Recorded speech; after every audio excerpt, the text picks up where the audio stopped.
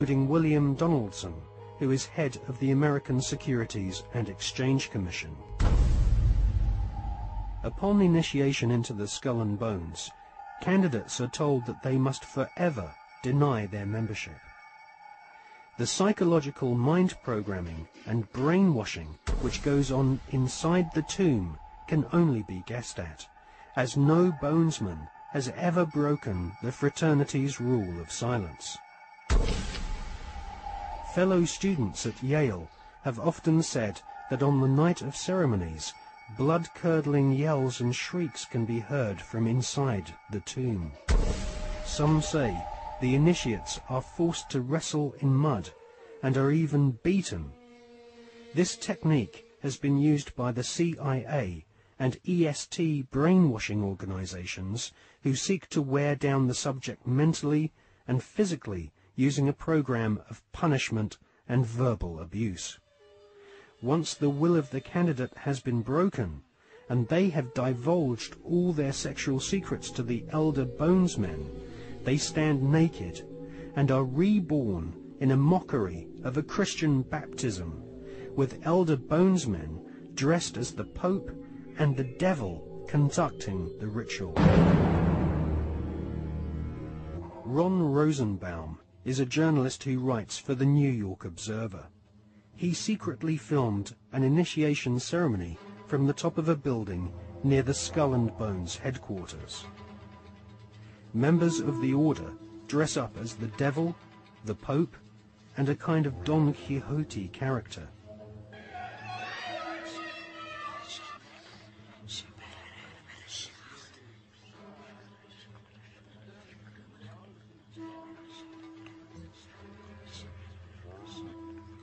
The Pope wears a white monogrammed slipper which rests upon a stone skull. Each initiate is led into a chamber where fellow members shout obscenities and abuse the new initiate. The initiates are told that they are superior beings and are part of a privileged elite who use war, terror, and famine to control Earth's human population.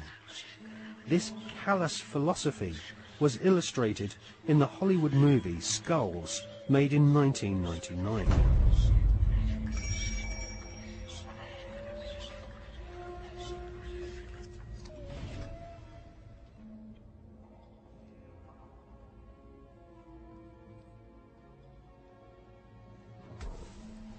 Over the years, there have been several break-ins at the tomb, which is the headquarters of the Skull and Bones at Yale University.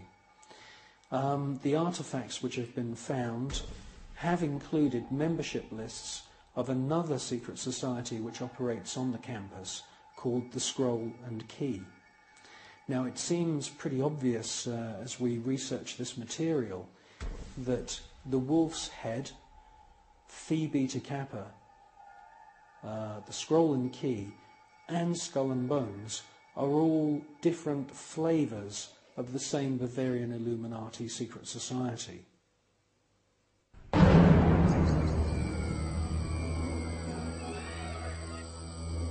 One by one, each new member is thrust to his knees and bows before the devil. A naked woman is ceremoniously assaulted with a dagger. The devil lays each initiate into a coffin, and a ribbon is tied to their genitalia. Everyone is encouraged to divulge their entire sexual life history whilst masturbating. With all their innermost secrets known to the other bonesmen, the new initiates are threatened with blackmail if they ever reveal the secrets of this Masonic order. At this point, they are dressed in long robes and rechristened with their occult names. The Don Quixote character taps each member on the shoulder with a silver sword and proclaims, "By our order, I dub thee Knight of Eulogia."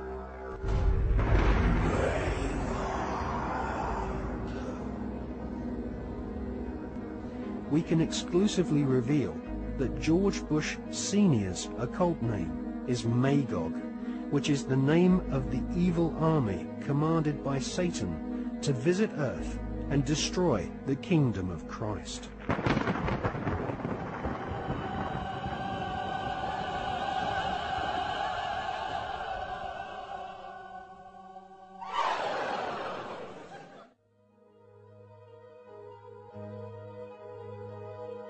The American Ivy League colleges each have their own branches of the Skull and Bones Brotherhood of Death, indoctrinating the children of America's elite families who go on to become the captains of industry, banking, law, military, and the media.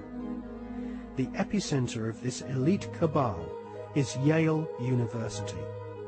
The last 3 presidents attended Yale, as did the terrorist expert Paul Bremer III, who governs Iraq for the Bush-Cheney Skull and Bones elite. Members of the Anglo-American Illuminati network also share the same philosophy. They believe in a single, all-powerful superstate, which is governed by a single world leader. If the Illuminati were successful, and their dream would come true, it would be a virtual hell on earth. That is what the New World Order is all about. It's a living hell. It's Orwell's worst dream and nightmare.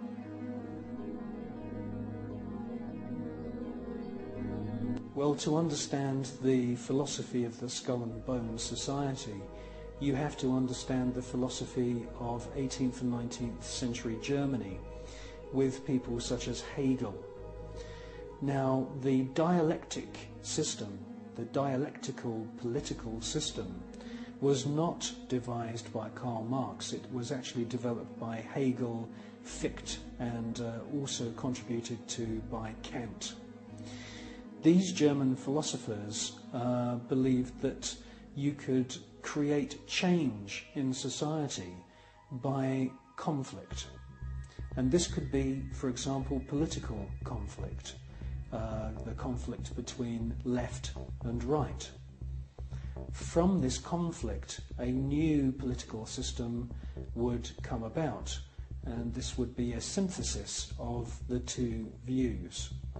Now, that sounds pretty innocent, but in actual fact, the dialectical system is used in military combat as well.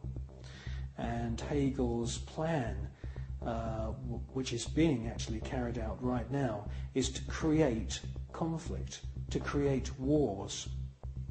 And through the creation of wars, several things happen. First of all, the companies which manufacture the missiles, the guns, the bullets, the uniforms, and all of the paraphernalia to do with warfare all make huge profits.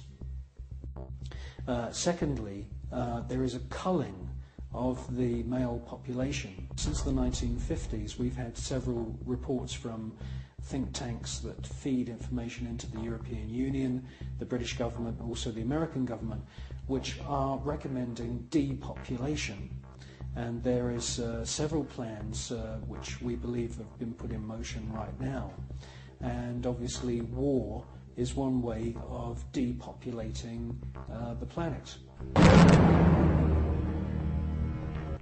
Now, in addition to creating false conflict and engineered wars, the Hegelian philosophical system, which is being followed by the Skull and Bones Society at Yale and also the group at All Souls College at Oxford University, the Hegelian system also requires complete and utter obedience from everyone in society. The idea of freedom, freedom of thought, freedom of the individual to choose what they want to do with their lives doesn't come into play at all under this German Hegelian system. In actual fact, Hegel says that the individual should be 100% obedient to the state, and the state should take on the image of God. Now, in the Hegelian system, the state is all-powerful, so we should ask ourselves, what is the state? Well, the state is the elite. The state is the royal, aristocratic hierarchy who are able to maneuver and live their lives in any way that they choose because they are super wealthy.